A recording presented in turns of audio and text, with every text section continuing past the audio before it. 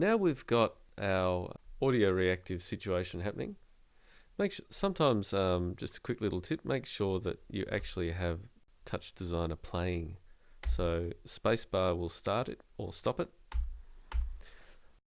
And because it is a time-based system, you need to have it going for information to go in and for things to happen. So sometimes that's a good one if you're doing things and you just kind of going, what's going on? Nothing's changing. You might have hit spacebar and your system might not actually be running. So we have up here, we've got our audio coming in. We're analyzing it, smoothing it out a little bit.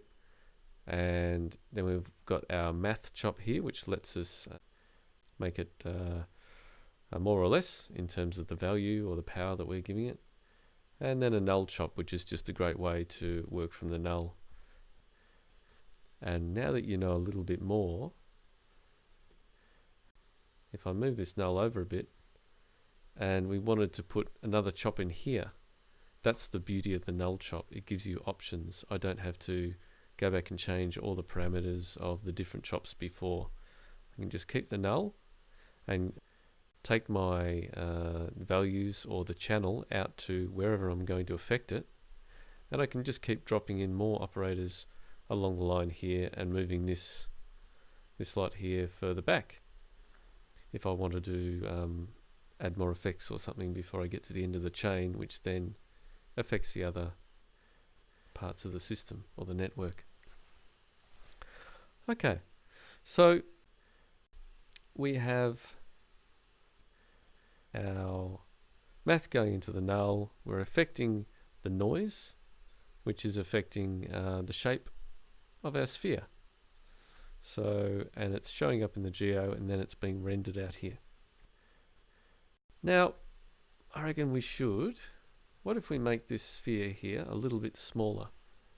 So I'll click on the sphere, and I'll go over to the radius.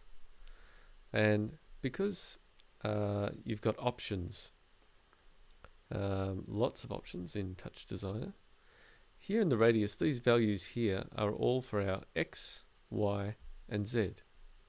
So if I make this bigger, just the X value, and I can do this by pressing down the scroll wheel or the middle wheel and scrolling across by 0.1, 0.2, 0.3, it's going to get bigger in an X direction, so left or right.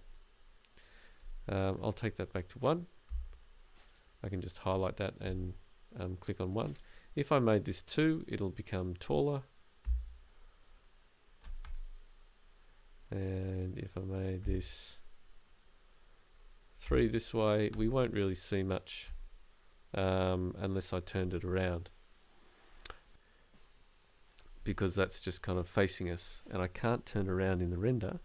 However, if I turned it around in the geo, you would see like this.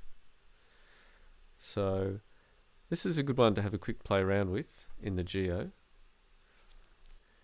Generally the red line is the X, and you can see that's a positive X moving over this way, negative X moving this way, positive Y, negative Y going down, and the blue line is our Z, which you can see we have extended on by making it 3 instead of 1 in our values.